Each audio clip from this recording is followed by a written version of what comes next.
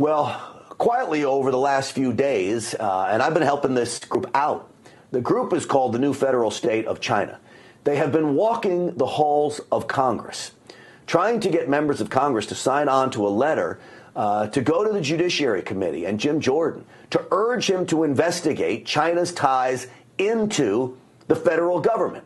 It's an investigation that needs to happen, which is why I want many members to sign on to this letter. Nicole is a member of the New Federal State of China, a group that wants to overturn the Chinese Communist Party and ultimately take over China. Nicole, welcome to the program.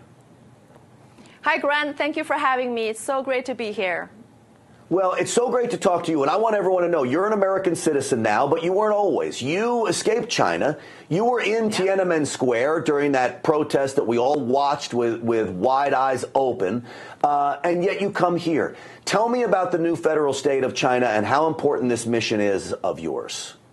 Absolutely. The New Federal State of China was founded by Mr. Mao Guo and Steve K. Bannon on June 4th, 2020. And with a special mission to take down the Chinese Communist Party. And why June 4th? Because June 4th is the day when we lost thousands of brothers and sisters to the tank, to the brutality of the Chinese Communist Party. So Mr. Mao Guo is considered the enemy number one by the CCP. And he started the Chinese whistleblower movement back in 2017. And since that day, he became the most hated and most attacked Chinese dissident on the U.S. soil.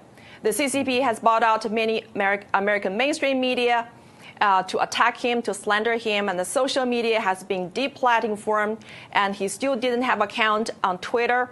And even more, the CCP has hired America's most prominent law firms to go after him because these American law firms have been hired by CCP to bring more than 70 lawsuits against Mr. Mao Guo and the Chinese whistleblower movement members. So, Nicole, what it seems to me is they're afraid of what he has to say. Right? Yeah. They're afraid of what your group can expose. Now, you've been walking the halls of Congress, going to meet with every member of Congress you can. How are those meetings going? Are people inside? These are specifically Republicans. They're more apt to meet with you. I understand that, but I know you're nonpartisan. How has those meetings been going? Are the members of Congress understanding just how strong and serious of a problem this is? It's strong, it's solid, it's unstoppable. And I'm so encouraged by the outpouring support and enthusiasm expressed by our congressional leaders. And they know that CCP is the most dangerous existential threat to America. And they know that we need to save America first before we can talk about free China, because the CCP is here. The CCP has succeeded in weaponizing America's federal government agencies, including the Department of Justice, the FBI, the SEC, and they have launched an assault on the U.S. justice system. And their goal is very clear, is to take down America. So before CCP take down America, we need to take down the CCP, and we need congressional leader support from both aisles, because united we stand, we'll have a better chance to take down CCP sooner. Nicole, I believe that China needs the United States for its economy to run. I mean, look, we have a huge trade deficit with China. China is eating our lunch when it comes to that stuff. We need China as well. Sadly, we need China more than we should need China. We rely on them for a lot of things.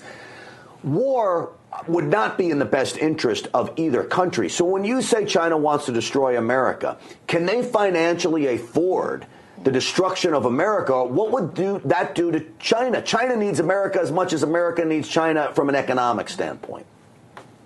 So let me first clarify the difference between China, Chinese people, and the CCP. So Chinese people and China is not represented by the Chinese Communist Party. The CCP has hijacked China and been enslaving the Chinese people for so many years, since 1949. So let's be clear. The CCP does not represent the Chinese people. And then when we're talking about the economy, that whole global economy is actually the biggest slavery of the 1.4 billion Chinese people. The CCP has stolen American jobs and put them into China and enslaved the Chinese cheap labor. And that is the slavery. So that is not economy. That's slavery. And we need to end this slavery by decoupling from the CCP economically, diplomatically, trade, and militarily, everything. We need to cut off the tie with the CCP. And America should establish a normal and diplomatic and economical normal relationship with the Chinese people, represented by the new federal state of China, which is now have been followed by more than 600 million people around the world, including those in China. That, Nicole, is the key, is to get rid of the Chinese Communist Party and let the people of China finally have their country back. It's so great to have you on this program. How can people help you?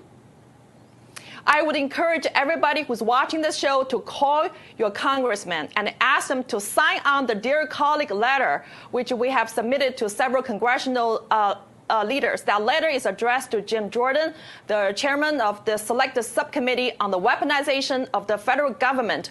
We asked the Congress to start an investigation into CCP's weaponization of the DOJ, SEC, and the FBI and Southern District of New York, and look into the lawsuit brought by the CCP against Mao Skuo, CCP's enemy number one. Mr. Mao Skuo is CCP's most feared enemy, and he's now facing more than 70 lawsuits brought against him by American top law firms hired by the CCP. And we need to look into the cases and find out who is enabling the CCP inside the DOJ, the FBI, the SEC, and the Southern District of New York. Yeah, and as you mentioned, it goes far beyond just one man. This is about the safety and security of America. It's about the people of China, and it is a very, very important issue. Nicole Tsai, I appreciate you coming on. I appreciate you putting up a fight with the new federal state of China. Thank you. Thank you for having me, and thank you, America, for supporting our goal to take down the CCP, beginning in the United States of America, beginning inside the U.S. federal government agencies. Thank you. Well, that is a goal that Stinchfield's Army can get on board with. I can promise you that, Nicole. Thank you.